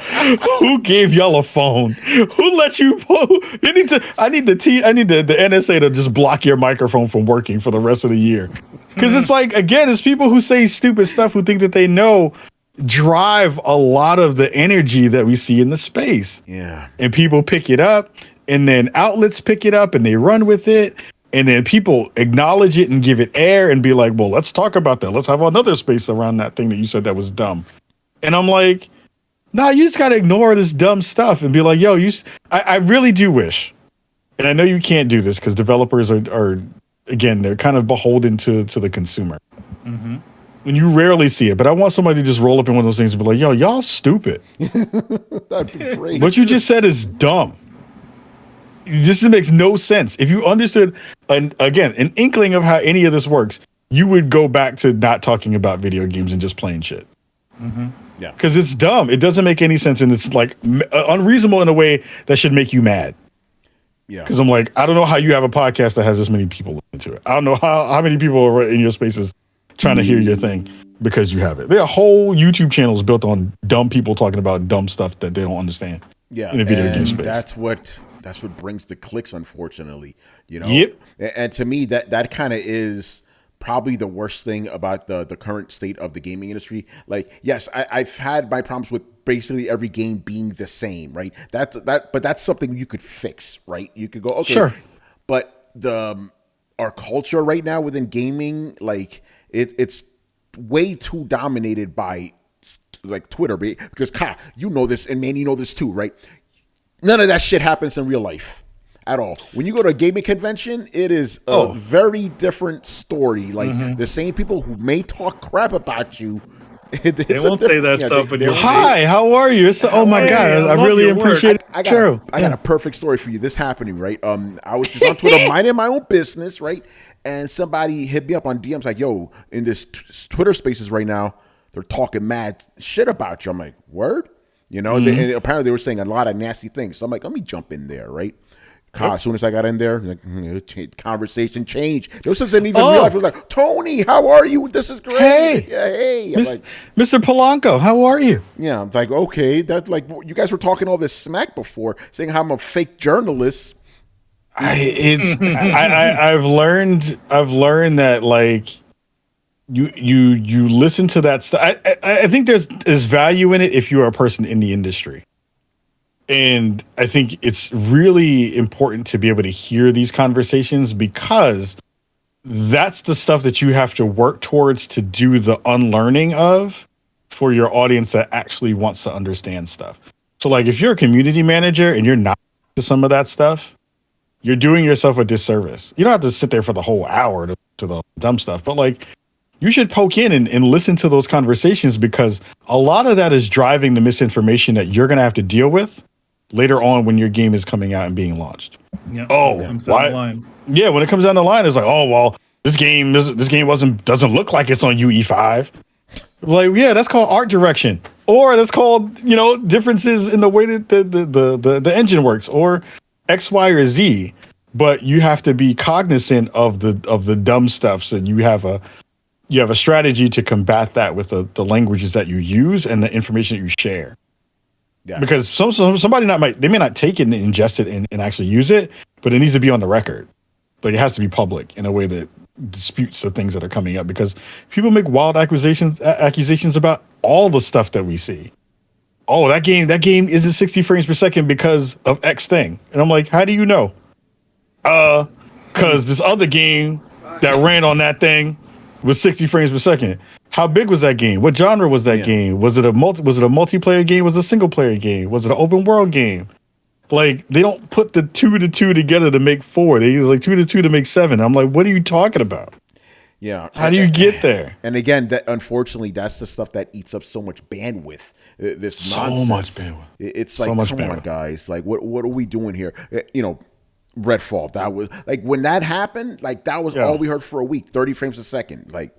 Can we talk about something else? And then obviously the big elephant in the room was the acquisition of Activision Blizzard. We stopped talking about games for like a year, basically. But here's the thing. Here's the thing, Tony, and I want to ask you two this question because I think this is a fundamental thing that's been kind of eating at me, and I think about it as a content creator. Right? Is there's an expectation for you to constantly have a theory or a conversation about what's happening in the zeitgeist, right? And I think what makes it really interesting is to see all of that information that came up around the Activision Blizzard acquisition. And if you think about that, how much of that stuff was actual news that matters to anyone? No, kind of not a lot at all. Like if you really broke down all the, because I remember seeing all the, and again, fantastic work from a lot of folks who did that work and were doing the sitting in the courtroom and doing all that stuff. That's kind of cool to be able to do some of that stuff. But if you are a person at home who plays Madden, you're a person at home who just bought a new console, person at home that is whatever, I bought this thing so I don't have to hear my kids scream. You don't give a shit about the acquisition of Activision and Blizzard because it doesn't matter to you. And we spent almost 2 to 3 months as an industry looking at data and looking at the court transactions and the transcripts and all this stuff. And what did we hear? Xbox has an understanding of its position in the market and is trying to do things that is trying to fix its position in the market. Everything else doesn't matter. Oh, these two had a spicy email about what this thing was going to wind up being. Oh, this is how much Call of Duty costs. We know all that stuff is expensive and costs a lot. If you've paid any attention to the video game industry over the past 10 years, this is all information that you could have seen it and been like, that's not a real news story. Keep it moving and let's figure out something else to talk about. I was sitting there just like, what are we doing? What is the purpose of all of this scuttlebutt about a thing that for the player doesn't matter and for the industry is a thing that you should know? If you're surprised by a ton of the information that came out, it makes me feel like you don't understand the way the industry works. Yeah, I think a lot of the stuff that we wound up seeing during those past couple of months if you really, again, think about it, it just wasn't newsworthy. But we spent so much time digging into all these weird notes and all this kind of stuff. And I think it's a gripe that I see with the industry now is like, and maybe this is just a personal thing for me, like, and what brings me energy, what gives me energy, and the work that I get a chance to do is like, my output is very small because I don't talk for the sake of talking. Yeah. Like, I just wasn't raised that way. Like, if you have something to say the thing that you need to say. Share that kind of, either whether it be inspirational or whether it be informative, any of that kind of stuff. Like, share those things out because that makes sense. But we do a lot of work in the video game space that is really just to fill spots. It's really to fill time. It's really just to have something on there so that you can click it with the potential that will lead to more clicks and all that stuff. But like, there are so many folks in the gaming industry who are on that journalism side and on that conversational side that like, there just isn't a lot of stuff to talk about.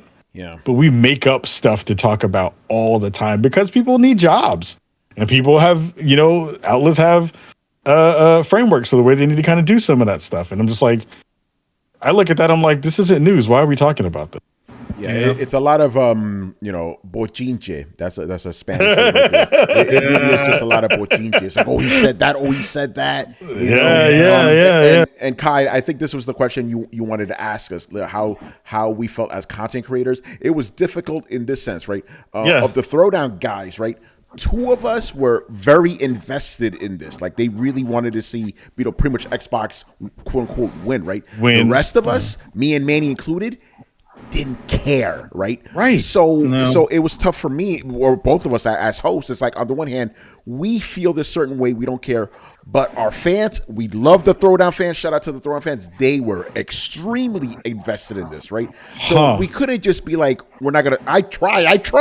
I was like, we're not talking about this. We're done, right? But then more stuff kept happening, and they kept asking us about it because obviously we have a Throwdown Your Questions show, which is all about questions. Every question was about this for months. I can't deny what the fans want. So I gave it to them. So it was like balance. It's like, as a content creator, I want to do certain things. I want to talk about games. There's games I'm very excited about this year, but I couldn't really talk about them because of this stuff. But our fans want to hear that, so I got to give them what they want. But obviously, like you said, I'm going to do it in the most knowledgeable, professional way I know how to. But also balance with keeping it real too, because I will admit some of the cats in the Throwdown Discord were way more knowledgeable about this stuff than I am. Because they dug into all the people. Like, I'm just reading the headline news, bro. I'm not going too crazy, So yeah, as a content creator, that was a little bit difficult. It was difficult months, man. Just like, I don't want to talk about this, but this is what's happening in the industry. The fans want to hear this. And ultimately, I'm here for them, Well, a quick question for both of you really fast is like, did you feel like you got a better understanding of why the audience was really attaching themselves to this information? Because like, to feel invested, you have to feel like you have a horse in the game. And there's a layer of fanboyism that goes into that, which is unreasonable. But like, I think there's a part of that I was trying to figure out, and I'm hoping you found out from your audience, is they understood that this meant something to them at some point. Did you get that vibe from folks when you were talking to them? Like, they understood the gravity of what this was potentially going to do for them? Yes. Basically, the thing I took away from it was they were very scared of basically Microsoft becoming a monolith, gobbling up everybody. I don't think that's founded, but I understand the fear. Even though I disagree with it, I can understand it. Like, because we've seen it already, right? Disney gobbling up everybody, all these things. Like, basically, we had so many companies, everybody's just merging into one. So they're very afraid that we're gonna have just like one video game company to rule them all. Not obviously gonna happen, but I understand the fear. It's like, okay, if you only have like 4 video game companies, it's not really going to breed any competition. So I get that. But at the same time, and I love you guys in the Throwdown Discord, but some of y'all are fanboys too. I'm keeping it real. There was an element of that as well, But again, just on the non-silly tip, yes, I understand the sentiment. You're scared of consolidation because we've seen that far too much. Companies just gobbling each other up and everything. Sure. I get that. So that's what I took away from it. But at the same time, I'm like, you're still going to get your Call of Duty. You're still going to get it. You're not going to lose it. You're still going to get it on PlayStation, right? But there's also other fears about how Xbox Game Pass is moving us to an all-digital future or whatever. And I understand the fears behind that and how you could potentially, as we talked about before, when you have a platform that needs to be fed games, you're going to have a lot of junk there too. Look at the Steam library, for example. I love Steam. There's a lot of nonsense on there. Look at Netflix. There's a lot of nonsense on there because the machine needs to be fed. So don't you talk about Too Hot to Handle like that. You leave Too Hot to Handle alone. or Life of Black Tiger or something like that. Right. But here's an interesting point, and this is the thing that I want to ask not only of you but of the audience to think about is, because I know we'll pivot off of the acquisition stuff. Yeah. I think that's also like a weird misplaced thought in terms of, yes, I understand the greater understanding of like we don't want monopoly because that squelches competition. But if you really think about what's happened in the industry over the past 5 to 6 years, maybe even the past 10, competition hasn't been real competition either. Because the ways that the industry moves is very much based on what's hot. So like, even if you have competition, Microsoft snatches up 10 more developers in that space. The space that is never going to wind up having to really deal with those rules and where actual innovation and creativity is kind of landed has always been in the indie space. It's always been there. The AA, AAA space has always moved on trends. It's the reason why we saw battle royales pop up for so many games and so many studios over a very small amount of time, because everybody was like, oh, there was competition then, but everybody made the same thing. Yeah. Right? So it's like this idea that like just because a company is buying up multiple studios and is doing that work, Tencent has a weird portfolio of a whole bunch of stuff, and they own wild amounts of gaming studios all across the planet. What's the other one? The Embracer Group. Yeah. You know, they just lost a couple of folks, but again, that's a company that you may not think of when you think about monopolizing the space. But again, their portfolio is pretty wide and vast in a lot of different ways. So like, I also think that's the thing that is also a little bit, you know, hyperbolic in ways that people are like, competition in the free market will do this kind of thing, because if you just have people who are doing this stuff on the opposite ends and everybody's free to do what they want, then we're going to get all these different kinds of games. That's not really been the space for as much as I've been a game player. The PS3 era, PS2 era was the only space where I remember that time. And that wasn't because of competition. That was because everybody was just trying stuff. Yeah. And the Dreamcast was doing weird, wacky stuff, making Seaman and making Crazy Taxi. PS2 was doing real wild stuff and letting you play on your memory card and do all this other kind of stuff. Like, it was not because of competition from the ideas of who bought who, but like people just felt like they could do what they wanted to make something interesting happen. I think the other thing about innovation is that it never is usually a bunch of really expensive thing. It's usually in a space that where you're not blowing so much on it, and that's why the innovation happens in the indie space. It's always like they have one thing that they're attempting to do, and they're going toward that specific thing. A big company won't take a chance if they're going to be spending $1,000 of millions and millions of dollars on this thing. That's why when you saw like a lot of the innovation, a lot of those innovative games were games that weren't like super expensive games. Yep. A game like Gravity Rush doesn't exist because they didn't spend a lot of money on it. Same thing with Shadow of the Colossus. You know, those things, they didn't spend a lot of money on it.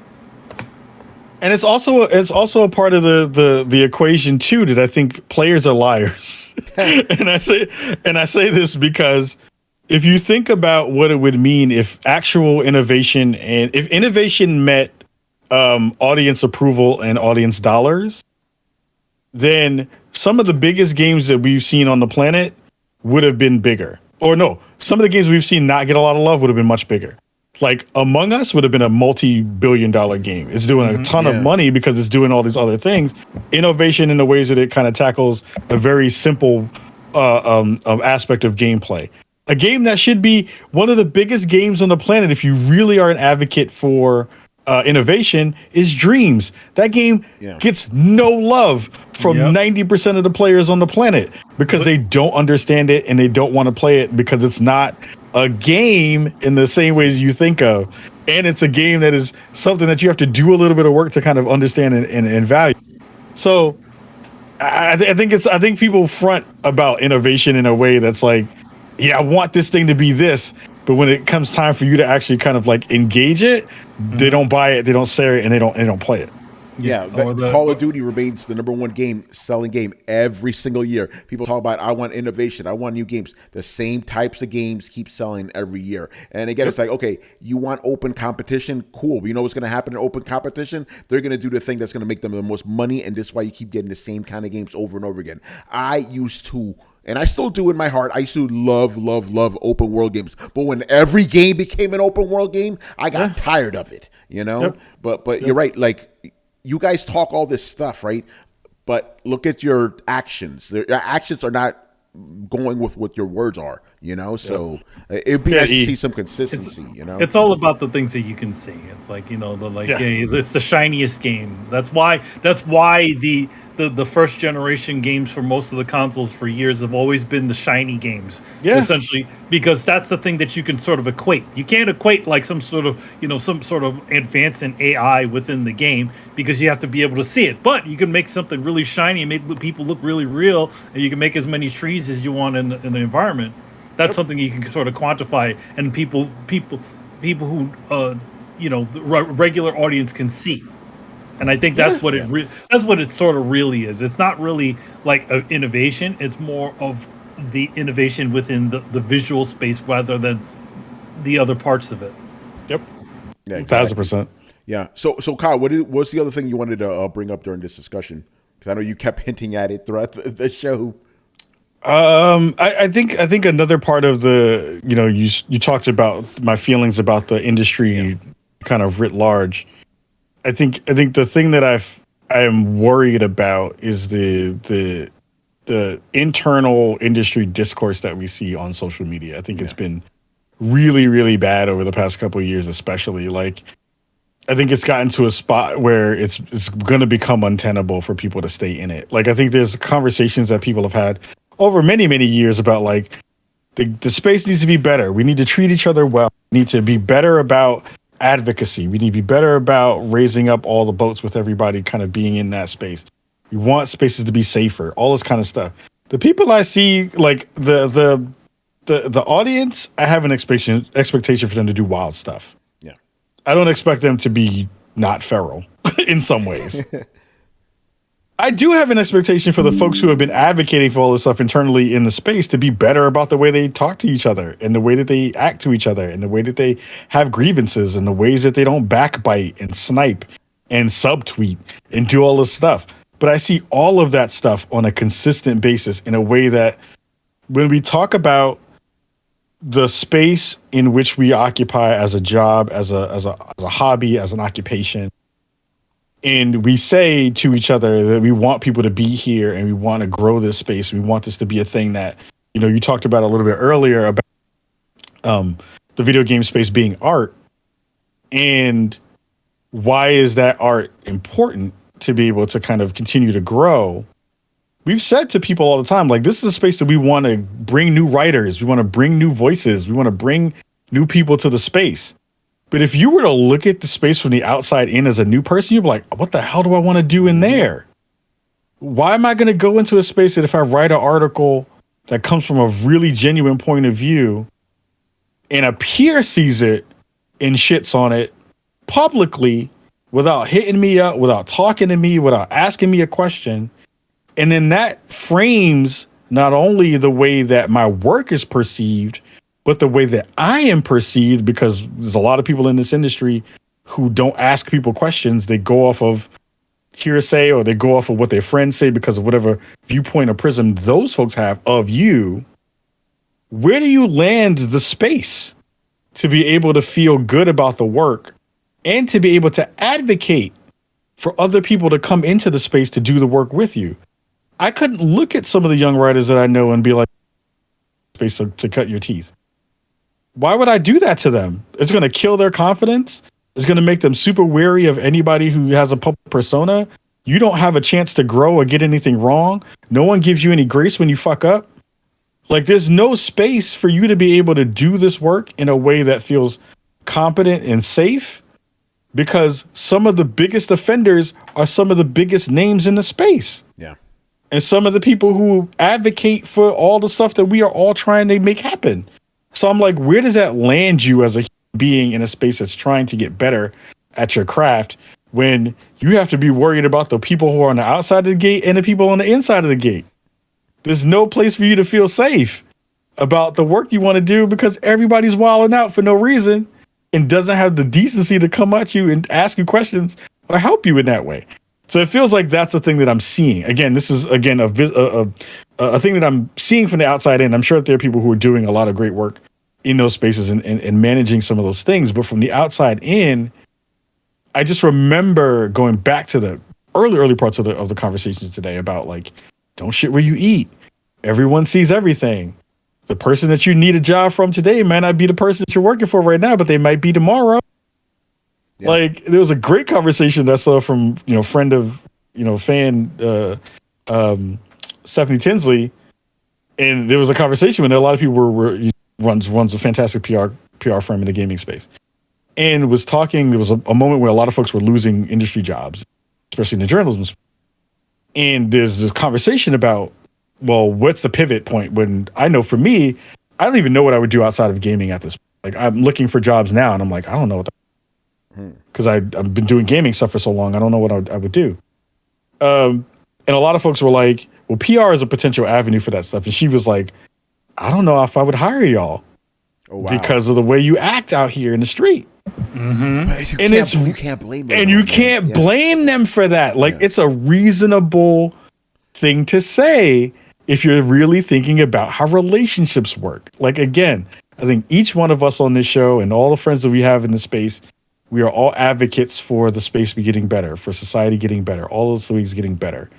But the order of operations and the way that I see it happen now is me to tell you, yo, Tony, I want you to be better about this thing that you said, but you know what? You ain't shit. That's the first thing I tell you. Yeah, like, why would I want to get into an industry like that? Why would I do that? Why would anybody want to do that? And it's weird. Not to cut you off, but no, it's just a perfect point. It's like, now, okay, when I first started in this industry, people asked me, how do I get into gaming? I would tell them how to get into gaming, right? And for the past 5 years, if people were to tell me how to get to gaming, I'm like, don't. Yep. I just don't do it. Don't do it. Don't do it. And again, as much as I love gaming, I hit a point where I'm like, I need to get out of here. So that's why I went into tech journalism. I took the skills that I built up in gaming and moved over because it was just getting too bad. And I'm really glad you brought that point up. Not only is it bad when it comes to, like, the fanboys and all that stuff, but you're right. Even within our own, like, when you're like, I'm not gonna say we're upper echelon, but when you're up there, your own people start sniping at you. This is why I'm very, very careful of what I say, because I don't always have opinions that align with other people, but I'm very careful. But at the same time, and this next point I want to bring up is not to like show how great I am, but just to prove a point that you can do this too, right? I moved over to tech, right? There's a lot of crossover between tech and gaming, right? I had just started the job, and one of my colleagues, she goes over to LA, right, for like a shoot. She comes back. She's like, Tony, I didn't realize you were so loved in this industry. You know why I am? Because I never talk smack about anybody publicly. That's why I treat everybody with respect. And it's, to me, listen, there are people that I have genuinely problems with, right? You'll never know who it is. I will never say that publicly because that is just a waste. You don't want to air your dirty laundry in front of people. So, and the same thing, Kyle, I bring up your name, people are like, yeah, that's my dude right there. You've built up a great reputation, when I worked with Richard Bailey Jr. for the industry. Like, I got it that 1 year, for whatever reason, Sony didn't include me into the press event. So I'm trying to get in there. As soon as I drop this name, we'll help you out. Like, okay, that says a lot, man. Like, if you are, but at the same time, so I'll bring that up. But also, when you said, even if you are perfect, you do one thing, right, that a colleague may not like, it may be over, man, and that's very troubling. It really is. Like, go ahead, man. Go ahead.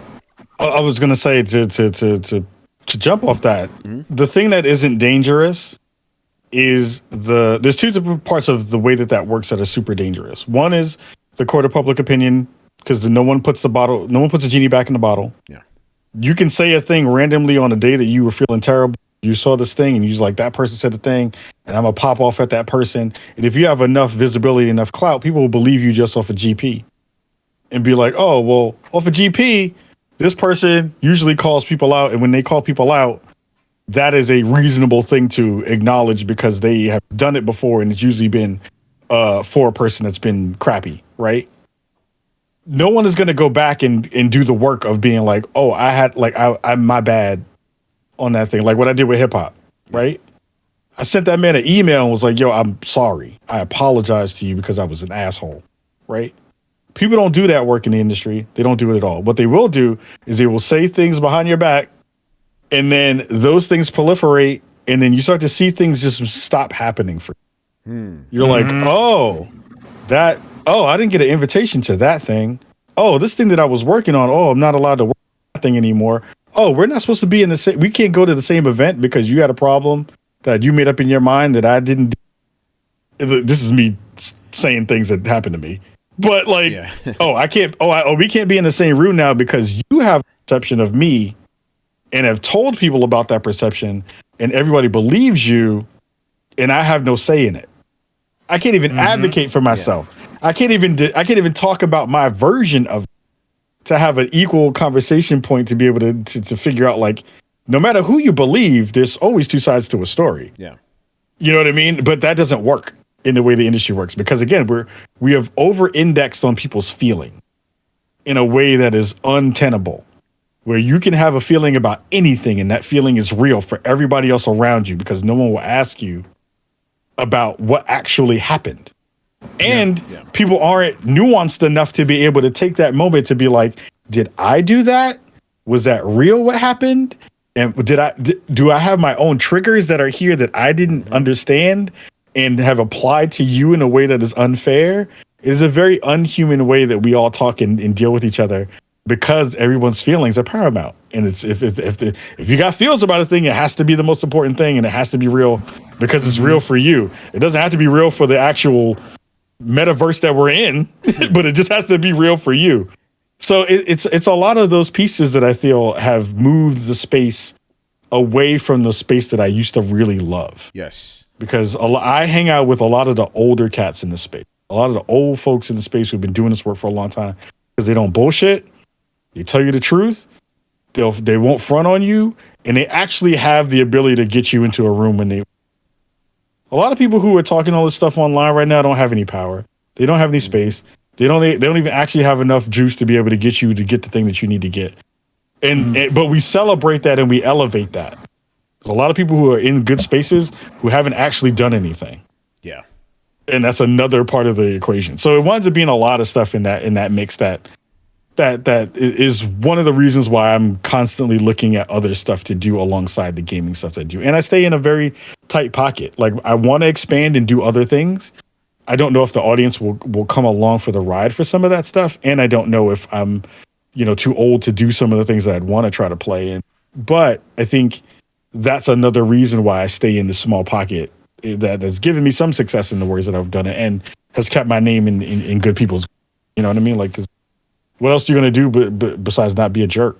Yeah. It's not hard to not be a jerk. Yeah, it's very easy to, be good to people, but it seems for some people it's difficult. But Kyle, man, we're coming up on our time. This was such a great conversation, and I knew this was going to happen because you with the show, we're like, yeah, we're going to keep it for an hour. Like with you, no, it's going to go over because we got to talk. It's like when our conversations are never surface level, man. That's why I love it, and obviously I want to have you back on again just to just talk about games and life and everything, man. But before we go, is there anything else you want to just bring up that you want to tell the audience? I think we're in, again, some of the best times in the video game industry. As much as you may see on social how everything is wrong and every game is whack and didn't do this and all this kind of stuff, I think there's a really interesting space if you really sit down and think about it and absorb what you're engaging with, and think about it in the ways that we talked a little bit earlier in the show about the technological leap that we've gotten to, the breadth and depth of kinds of games that you have, the amount of games that you have to play. there's very few things to kind of really complain about in if you really think about it in those terms. I would say that's one thing to think about. Two, I would say, these two cats and the rest of the Throwdown crew have been doing this work for a long time, and it really is beautiful to see you all continuing to push. I think the thing that holds me down a lot is seeing people who are my peers who have been doing this work for a long time, who haven't quit, who continue to talk about things in a really smart, nuanced way. And I think you all exemplify that in the ways you've done your work. I think it's been really fantastic to see that, and it's dope to see people of color support people of color, because I think that's a part of the equation too, where from an audience perspective, a lot of times our audience can be very, very split. Yes. I know for me, as a person who does a lot of work for Black and brown folks, a lot of my audience is white. I'm not saying that's a bad thing. I'm just saying I want more of my Black and brown brothers to understand that this is a show for you when this stuff comes up. And that kind of leads into the Spawnies, which is hopefully going to happen again in January. Now we're trying to figure out funding for it because we can't get any money for it. We can't do the show. But I think that has also been a part of the equation for me of seeing the landscape be kind of gross and icky and trying to figure out a good way to infuse some good into it. And I think the award show that we do every year, supporting and spotlighting underrepresented folks, is that mashup of all the things that are the best parts of my upbringing in the Bronx. It's the music, it's the culture, it's the feeling of togetherness. It's that feeling like you sitting on the stoop hanging out and you hear the cat rolling through with the crazy wild music in the summer, like Hot 97 is blasting through on the way in. It's like I want that to be the feeling for what this award show is, and we're getting close. We're like 90% of the way there. I think there's a couple of small pieces that are missing, but I think you come to that show with a feeling of good vibes and good energy, and that's what you get every time we put it together. So I hope people, at the end of the day, if they decide to give me flowers or not, they will see that work is being done. They can see that I've always been true to myself. You can see that, and you can ask these two cats.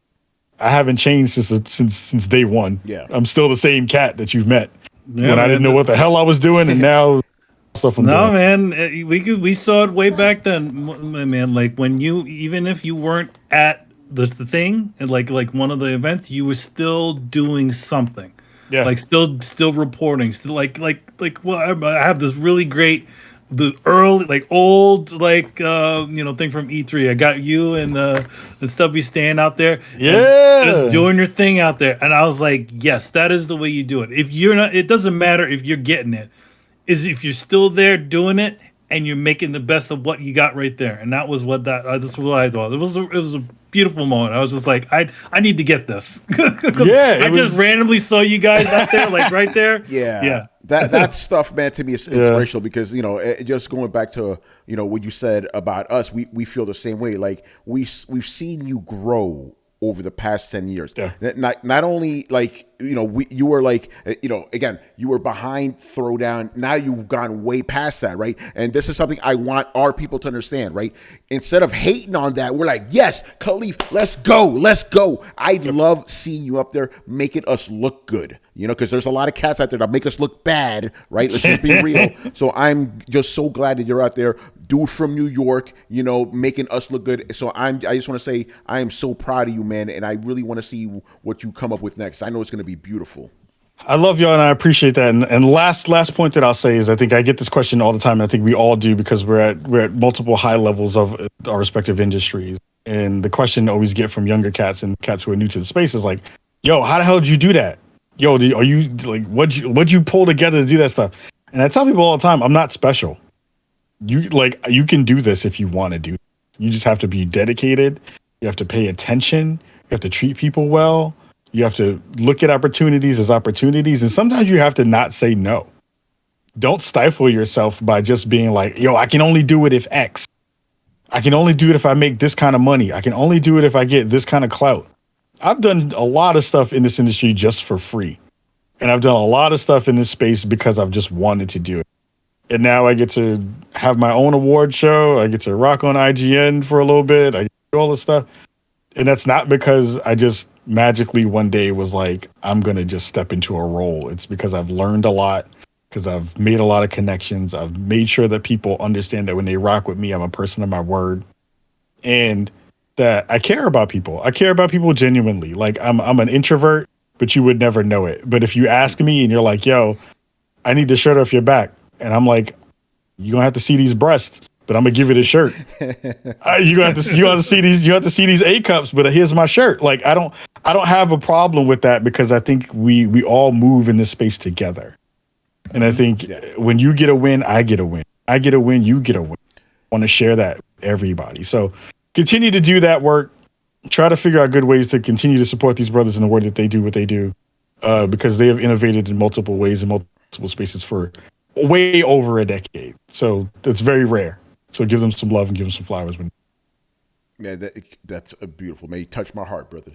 Appreciate that. I love y'all, man. Yeah, I love you too, man. About the spawnies, is there any way people can help you out? Like, make it, what you need it to be? Yeah, I mean, we need a couple of things. Of course, we need funding. You can go to thespawnies.com to check out. We have some corporate levels there, but they're not really corporate levels. If you have the dough and you want to spend it and you want to give it to us to be able to do the show that we want to do, we had almost 350,000 people watch the last show. Wow. Like, there's ways to connect and contact there.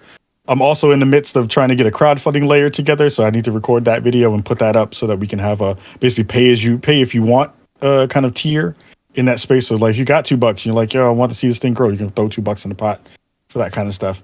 And lastly, it's really about sharing the work. Like, even last year's show, one of the most interesting things and a little bit frustrating parts of what this is, and it's the reason why I ended this conversation with support these brothers, is we talk about advocacy in a lot of different ways, but also from our people's perspective, we also don't uplift our own in the ways that we possibly could. You know how many Black and brown folks shared our show out? Very few. And we had, again, a show that was as good as the Game Awards with less money and less sting, but we had more dopeness in it than a major multi-million-dollar show that's on the air every year. And it brought a vibe that people really appreciated and people understood, but we as a people didn't share it. I had somebody literally 2 months after the show aired. That show had Xavier Woods in it. That show had, wild people in it. Somebody's like, man, I wish there was a video game award show that was for Black people. Wow. And I wanted to crawl up into a ball and die, because I was like, you really don't understand how much time, effort, and money it takes to make this thing happen. And I'm not a rich person. I'm not a person with mega clout. I'm not a celebrity, but I care enough about our position in this industry and understand what we've brought to this industry to say that we deserve a space where we can celebrate us and celebrate our culture and celebrate what we bring to this space. Celebrate E doing the work that he's doing in his space. Celebrate you and the work that you've been doing. My hope is that at some point, when people get flowers, we are a part of those people who get talked about in the same way that someone like Reggie Fils-Aimé gets talked about 20 years down the line. Like, because we deserve that, because we are the pioneers for this space. We're the first generation of Black and brown folks who have made content around video games in the space in its infancy. Yeah. Because, that's the part, you know what I mean? Like, everyone talks about Jerry Lawson, and I won't keep going. Sorry. But everyone talks about Jerry Lawson as the innovator in that space, and he was. But we're the second generation after him. And if the history books have taken so long to recognize him, I don't want it to take another 30, 40 years for them to recognize us. Yeah, I'm so glad you said that, because you're right. We are that generation that really made this profitable, made this a living, man. Right. So that's something to think about, man. I'm glad you said that. And, not to go too much longer, but that what you said right there about people not recognizing the spawnies. I remember this was a conversation in 2014, right? On whatchamacallit, whatever, I'm forgetting the name. It used what you Reset Era used to be called, right? Right. They had a thread. Where are all the Black gaming journalists? And Right. I'm looking Oh, yeah, I around, remember and that. I'm like, okay, my editor in chief is a Black Right. man. All the writers that I'm with are Black. I'm Dominican. This is odd. So it's like we're out there, but so I wish our own people would give us more support, man, because we are out there. You just got to look for us, People are like, oh, is that guy Kroll? The almost like, no, there's like, what are you talking about? But it goes back to what I was saying before. It's like when it goes like, oh, only white people play video games. It's like, Not the people I grew up with.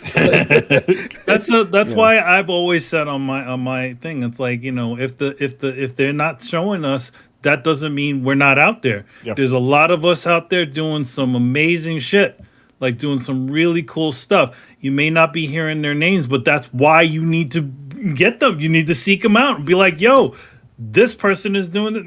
The animator of Miles Morales, one of us. Yep. Yeah. Right. That's how it is, man. But he, again, it's this popular, well-known game. It's like, you don't know, nobody knows. One of the best known things in the video game industry is made by a black man, and hardly anybody knows. And everyone and as soon as you see it, you will automatically know what it is. If you ever looked at Fallout and you look at Fallout Boy as a black man who made that, and people don't know that, and that's a freaking shame, because that is one of the most iconic, figures in video game iconography, and people don't know that until we talked about it on our show.